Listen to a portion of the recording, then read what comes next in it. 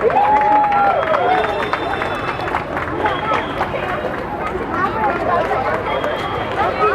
of you can kindly be seated, after which you may collect your refreshments and goodie bag.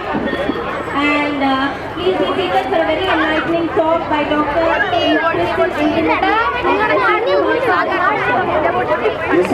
Hospital പട്ടത്തിലെ പ്രശസ്തയായ ശിശുരോഗ വിദഗ്ധ doctor Christy Indumathi ഈ അവസരത്തിൽ നിങ്ങൾക്ക് സമാപന സന്ദേശം നൽകുന്നതായിരിക്കും.